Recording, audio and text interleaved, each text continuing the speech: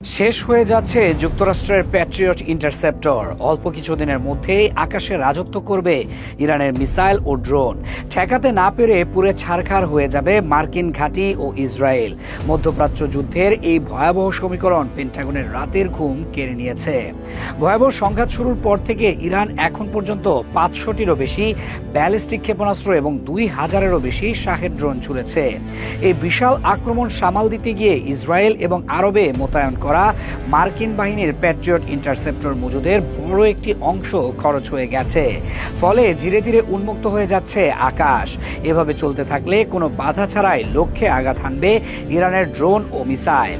এই মুহূর্তে পেন্টাগনের জন্য সবচেয়ে বড় উদ্বেগের বিষয় হলো প্যাট্রিয়ট ইন্টারসেপ্টরের উৎপাদন ক্ষমতা। মার্কিন কোম্পানি লকহিড মার্টিন প্রতি বছর সর্বোচ্চ 600 থেকে 700টি ইন্টারসেপ্টর তৈরি করতে পারে, অথচ গত কয়েকদিনের যুদ্ধেই তার চেয়ে বেশি মিসাইল খরচ হয়ে গেছে। এই অসম যুদ্ধের সমীকরণ মেলাতে গিয়ে হোয়াইট হাউস এখন দিশেহারা। পরিস্থিতি এতটাই জরুরি হয়ে পড়েছে যে প্রশান্ত মহাসাগরীয় অঞ্চলের নিরাপত্তা বিঘ্নিত করে দক্ষিণ কোরিয়া থেকে প্যাট্রিয়ট ব্যাটারিগুলো তড়িঘড়ি করে মধ্যপ্রাচ্যে সরিয়ে আনা হচ্ছে।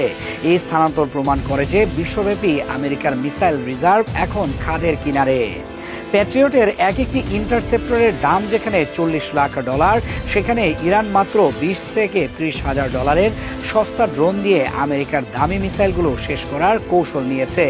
এই ইকোনমিক ওয়ারফেয়ার বা অর্থনৈতিক যুদ্ধে মার্কিন প্রতিরক্ষা ব্যবস্থা কার্যত দেউলিয়া হওয়ার পথে। যদি প্যাট্রিয়টের মজুদ এভাবে শূন্য হতে থাকে তবে খুব শীঘ্রই মধ্যপ্রাচ্যের আকাশ হবে পুরোপুরি অনিয়ন্ত্রিত।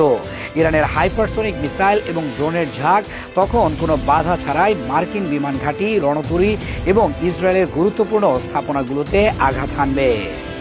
বিশেষজ্ঞরা সতর্ক করেছেন যে আকাশ প্রতিরক্ষা ছাড়া এই আধুনিক যুদ্ধে টিকে থাকা অসম্ভব।